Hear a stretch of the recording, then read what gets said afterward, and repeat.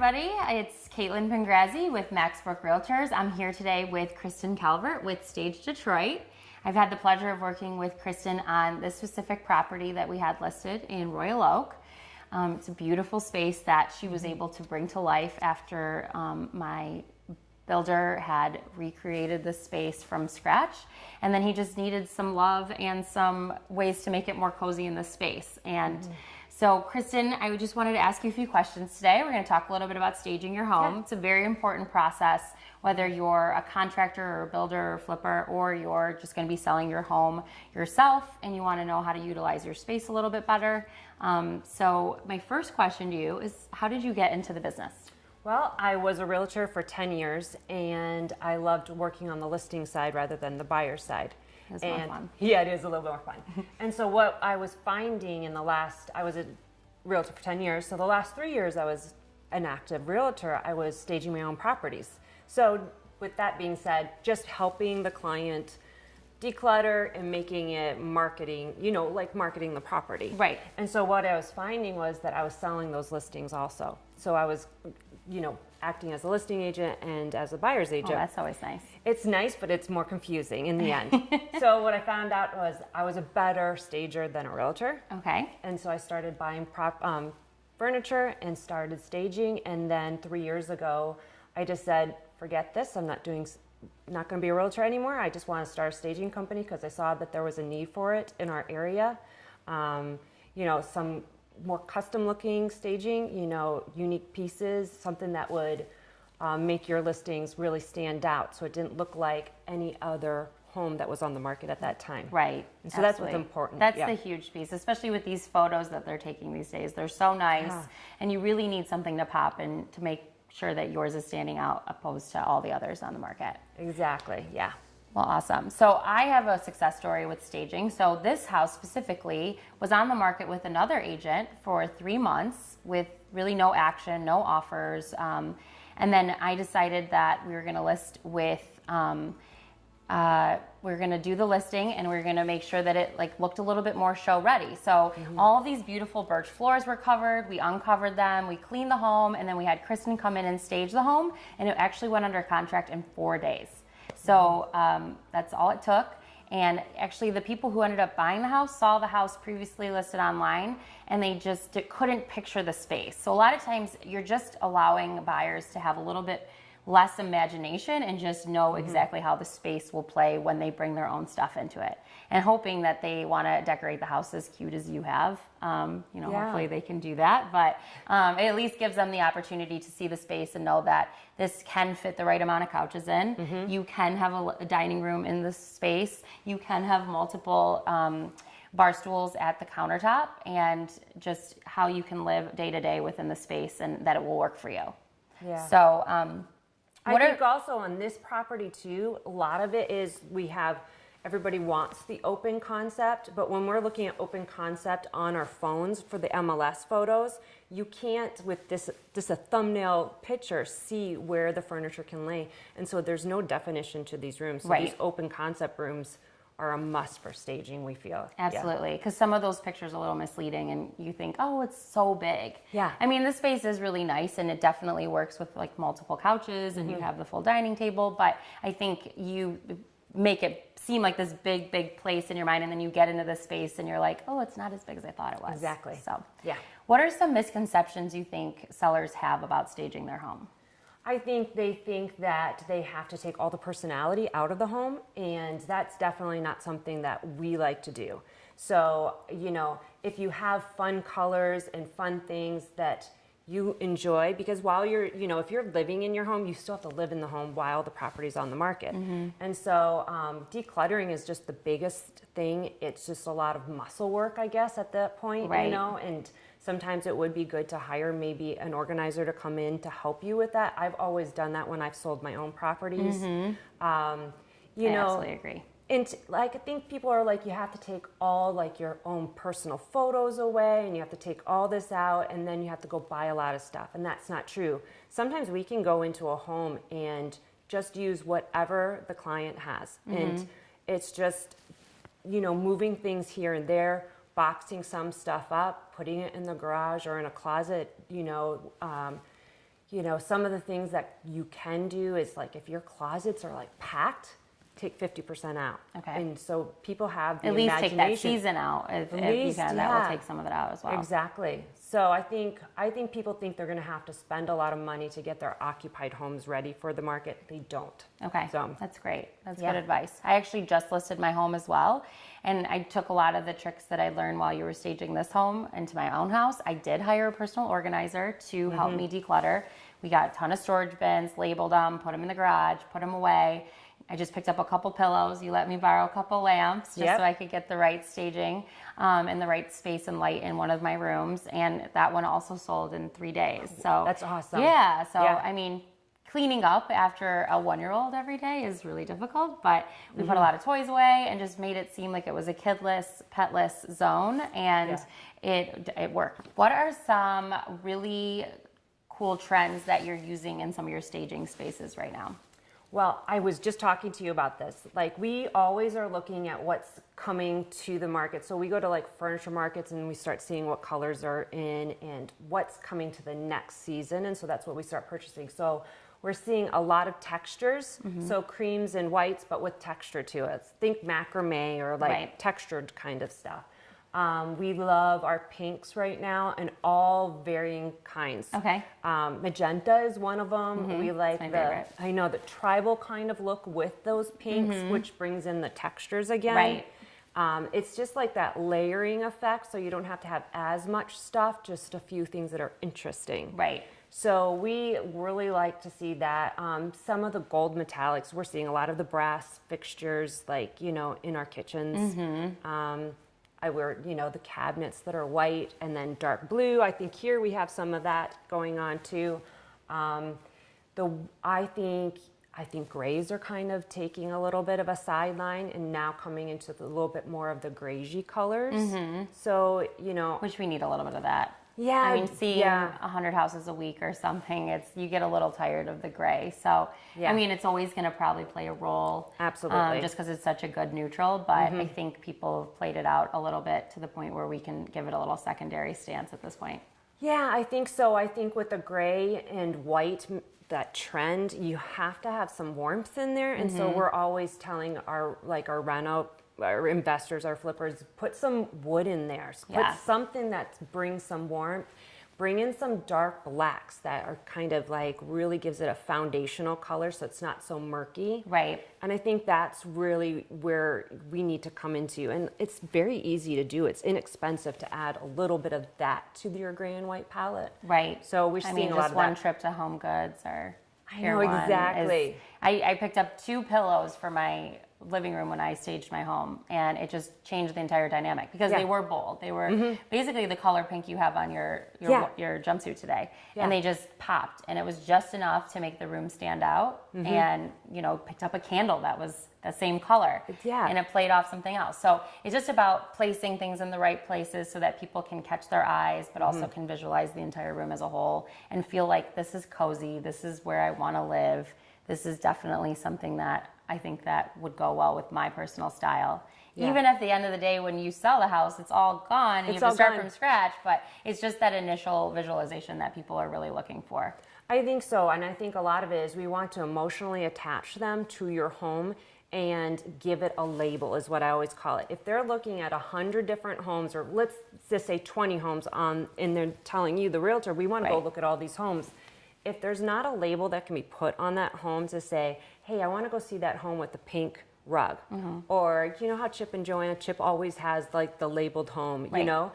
Label your home. What's your home going a to good say idea. on the MLS so that it comes to, so people actually come to the house, and then when they leave the house, they remember your house. Absolutely. If they can't remember your house, then how are they going to want to put an offer on it? Right. When they're So, seeing yeah. 10 bungalows in a day, Exactly. how They're are they all- going to yeah. differentiate? Yep. You're going to have something that pops out, whether it be like a wood wall or, specific stonework or just bright colors. Just Yeah. have something that kind of resonates with them that makes Yeah. them say to their agent, I have to have that house. Yeah, and it goes with occupied and vacant property. So don't feel like if you're in an occupied property, you can't do something to like make something stand out. Right. It's easy enough to do. Right. And Yeah. we're such a visual, population now with everything on social media and constantly being like given these pretty pictures of things. So I think it's hard for us to see a blank slate and actually think like this is how I could make this room look. They'd rather just have the work done for them. Don't make them think any harder than they have to. We're all stressed. We all work a lot. We don't need to be thinking about how we can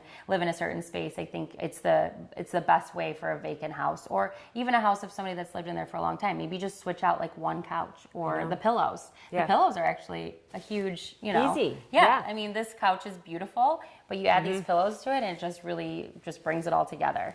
So. Yeah, and we love Pier 1 for our pillows because, quite honestly, they usually have a buy one, get one half off. There we go. And they're inexpensive. You can buy, 2 pillows for $30 and you just changed your room, Yeah, and absolutely. put it on an old couch. Don't feel like you can't do those kind of things in your occupied properties. Right.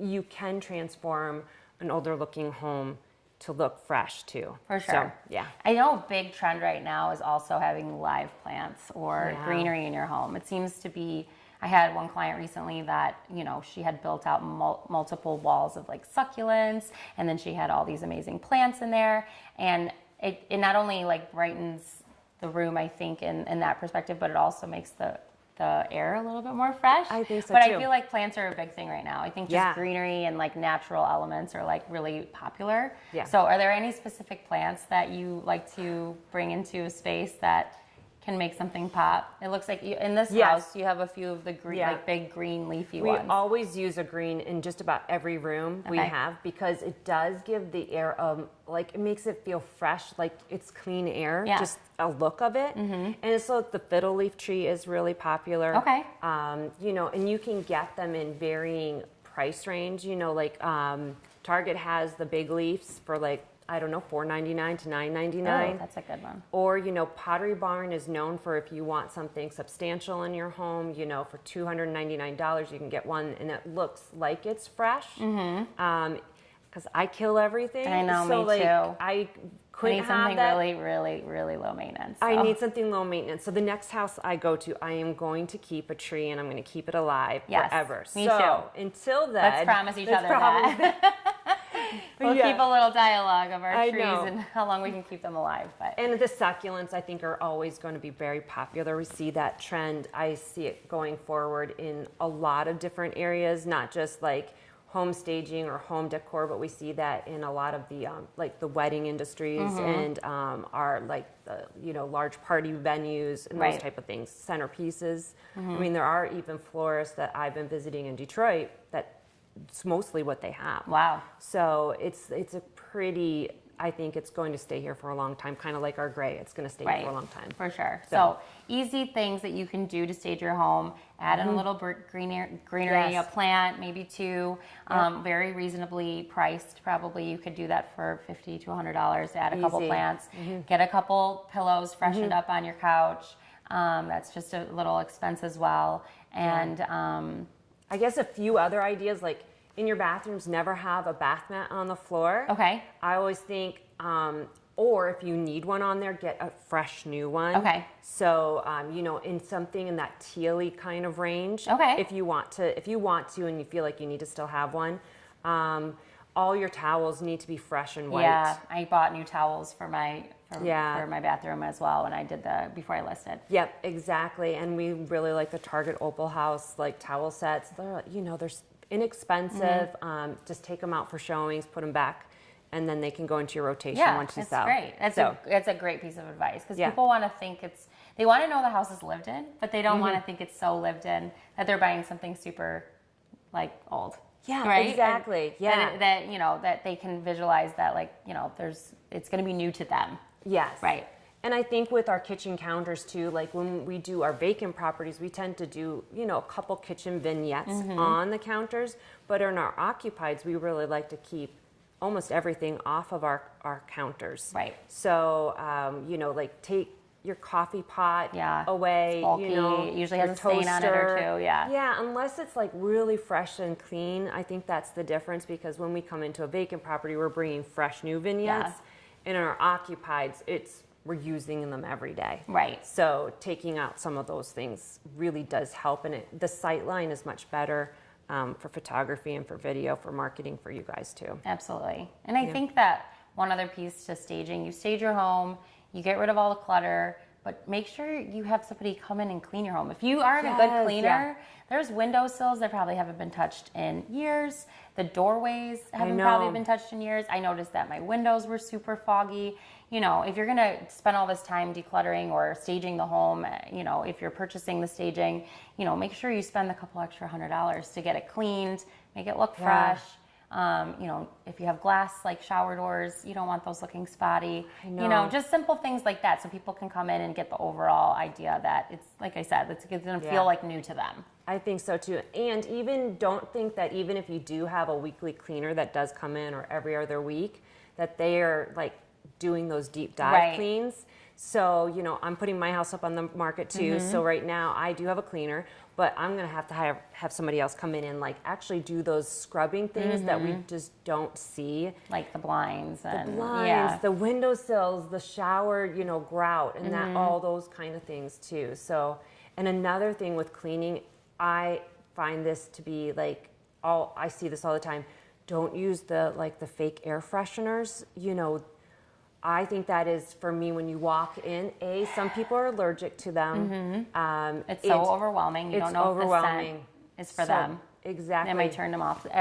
Scents actually sell or don't sell homes. So I just took out 6 Febreze plugins at one house the other day because it was just so overwhelming. Much, And their house had no issue with smell. It had been, you know, not boarded up, but not lived in for a while. Musty smelling maybe, Exactly. So what we always suggest is the essential oils. You know, you can get them off of Amazon, Whole Foods. There's a Purity blend. Okay. And it's a fresh, clean blend that you can put in a diffuser. Okay. I mean, for under $50, pop in a diffuser. And a lot of times when we're staging, we will do that, the essential, I call it the essential oil balm. It's probably not that, but it cleans the air and actually leaves the air without a smell after a while. So it's just clean. Yeah, that's nice. I was going to suggest maybe like an odor eater of some sort as opposed to an odor like something with with a perfume flavor, or you know, flavor. right? Yeah, exactly. Because if you are masking a smell, like eventually it's just going to smell like that plus that odor anyways. Like if it's smoke or if it's pets. So I would actually, you know, suggest hiring somebody to, or, you know, for me, I would hire somebody like yourself to come into the listing before we list it on the market and kind of give an outside perspective as to whether or not the home smells or if there's something that we can do to eliminate that odor. Because I'm telling you, like some people will walk right out of a house that smells bad. So you'll probably eliminate the majority of your buyers that aren't open-minded to think, oh, you can get rid of the carpet and once the furniture's out of here, it's going to smell a little bit better. Exactly. So you could probably eliminate that piece if you just get the house smelling right from the get-go. Yeah. Another thing that I think is probably helpful, and even, you know, for yourself that is going into some of these post-construction sites, is making sure you have another set of eyes on making sure everything's tucked in. You know, the tile looks right, the grout looks right. There's not pieces missing. You know, I showed a house the other day where there was a big strip of grout missing, so they think immediately there's like a leak somewhere. Yeah, exactly. So you have to get somebody handy in to just kind of, you know, make sure if you're going to stage the house, you're going to clean the house, make sure you get somebody in to just make sure that it doesn't look like there's a lot of things that the buyer will have to do once they move in. You know, get it regrouted. Make sure the tile's in place, make sure the wood floors look right, you know, because every time a buyer goes through a house, they're thinking, oh, well, we have to do that. And there's a dollar amount associated with that. So you do that, and then you do this, and then you have 5 other things you have to do, and then you're all of a sudden like, well, it's already at the top of our budget, and now we have to do a few thousand extra dollars worth of stuff, where if you just made sure that stuff was done, makes them feel a little bit better about giving you that top dollar offer. I think so too, and every buyer, it's like every project is $1,000, even though it could be a $200 Yeah, fix. absolutely. So it's like 1,000, 1,000, 1,000, and so that's why it's really important to bring in your realtor early on before you list it. You know, so you can, and then you can then suggest, hey, a stager would be a great option here too. You know, to give you those ideas, so when you go on the market, you're like going on really strong, and not just like, oh, let's just try it out. Yeah, exactly. So call your realtor in immediately if you think you're going to want to sell, because you're the first line, really, of getting this home on the market ready. So. Yeah, and we'll talk about that throughout some of the videos that we do over time. But you really want to consult with either somebody like yourself or somebody like me before you do home renovations. Exactly. Because you'll go into a house Yeah. and you were a realtor too, so you know that some people decide that this is great, I want to do this, and then they don't even really take into effect that 3 years down the line when they want to sell their house, that is going to be a complete turnoff to most buyers, and it is going to Exactly. cost them money. Like putting in a pool, obviously, like do that because you want to do it and because you know it's going to Exactly. be fun. You don't know if you're going to net the best results from the you're overall gonna enjoy it. investment, but you're going to Yeah. enjoy it. But Yeah. if you're going to knock down a wall and it doesn't make any sense to knock it down, or you're going to add some wall or some fixture somewhere that just isn't going to be like somebody else's taste, Right. then you should probably consult with somebody, especially if you're going to be spending more than a few $1,000s. Absolutely. And I think the biggest thing are the walls these days. I Mm-hmm. was just consulting with somebody yesterday just from the photos, and I'm like, looks like we took down a couple walls. Where were those walls? Oh yeah, we did. And then it was this like, so we had a long skinny room that Right. nobody could understand. And There is a such thing as too open people. too Yes. open, yes. Yeah. Like we don't always need to see everything. yeah. We do like those times where we can like kind of sit and just have a quiet time Mm-hmm. Right. and read a book and not have, Have a wall. and your That's kids are separate- yeah. everywhere anyway, or your grandkids are everywhere. You Right. do need those spots. So that is something, hire an interior designer even. Don't be scared to hire the professional. Right. Because we're a whole lot less than making a mistake and then having to fix it in the end. Absolutely. And so I think there are sometimes like, you probably shouldn't have done that. Right now, you probably should have just moved on. So Yeah. always have a conversation with your realtors. Absolutely, I'm 'cause- thinking yeah. long term, like every couple of years, I would check in with you and just see, hey, we're thinking about this, and you guys are a wealth of knowledge of Right. what is good and what isn't, and what is, hey, you're going to enjoy it, then do it. Yeah, exactly. This is really important. Yeah. I had a Long-term. client who recently asked me to give her some, comps in the area for her to upgrade her kitchen. And it's like, okay, well, I'll give you the comps, but the market may change. It might go up or down depending. But, right now the kitchen makes sense. And even if you're close, you're going to enjoy that kitchen. How much know. time do you spend in that kitchen? Yeah. Are you going to go with some trendy, more, like stuff that most people would enjoy anyways, then yes, absolutely go for it. But something like a kitchen renovation, as long as you go with some pretty basic palette items, and if you're thinking about selling in the next 5 years, I would definitely go that route.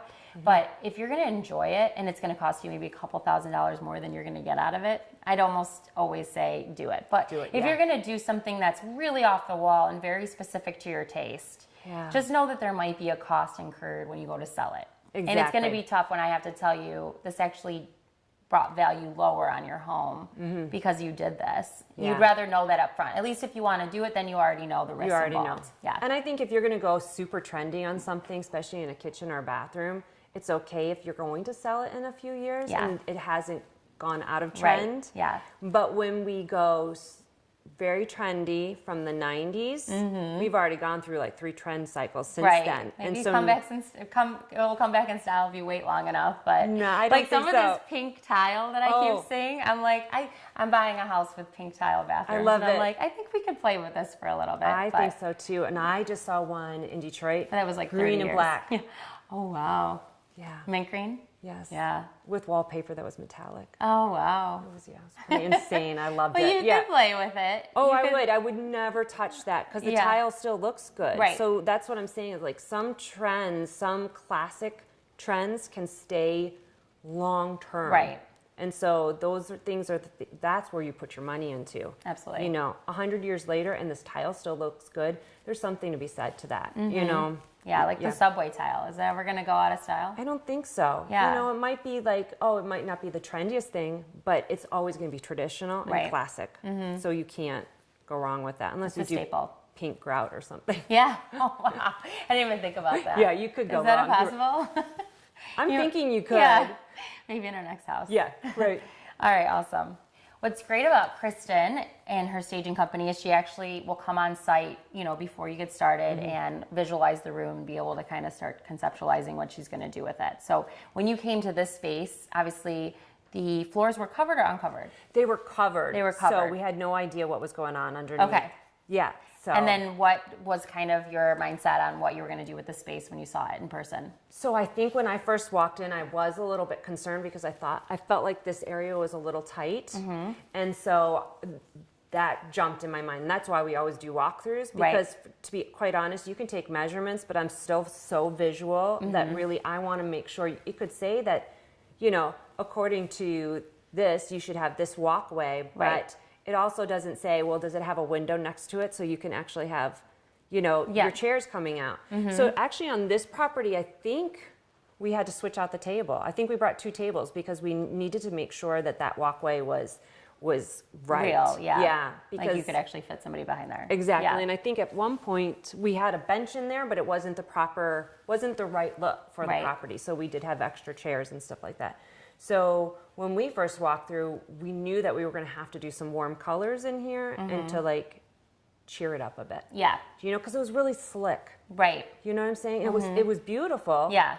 And the kitchen was stunning. I mean, the appliances are phenomenal in here, but you didn't see all that. Right. You don't see it right away for sure. Yeah. to And kinda you peek know, around the like corner.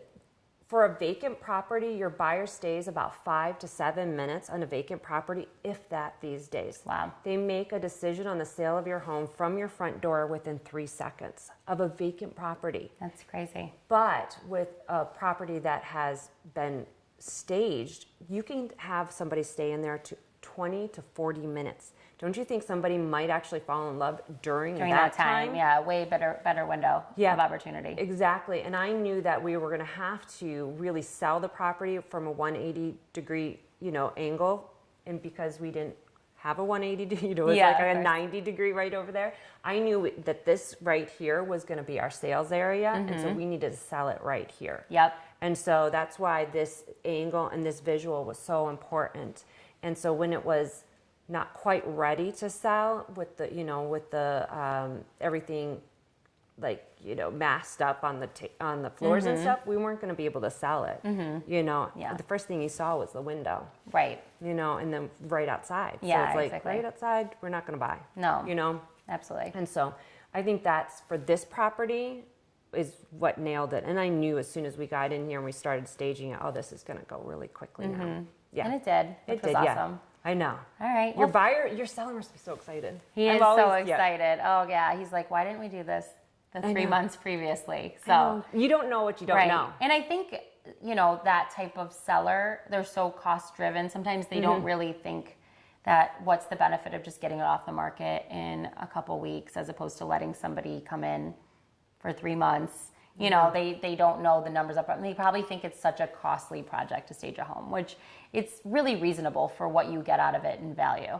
I think so too. I mean, really, where we find that you can push your numbers by 5 to 7% in our area. Okay. So our investors who are looking to get to like really break the square foot market to go push it. Because if we can push those numbers just a little bit higher every time we sell, that's what's really important to our investors. And it's important for the whole neighborhood in general. Absolutely. So when an investor comes in and they are doing these really nice finishes here, they need to get those numbers out. And so we always say, and a lot of our investors, they have us come out and give them a quote and put it into their budget immediately now.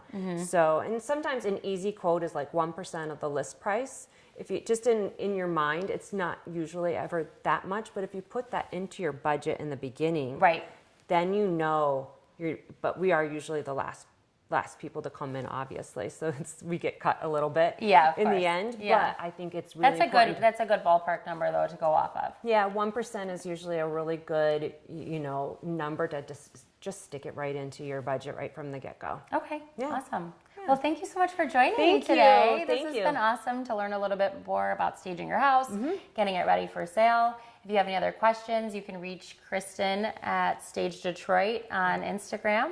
Instagram, Facebook, and our website is great. It has our portfolio on there, and it also has a quick quote. So if you just want to put some information in there, we can get back to you right away. Perfect. Yeah. Thank you so much. Yeah, hey, thank you.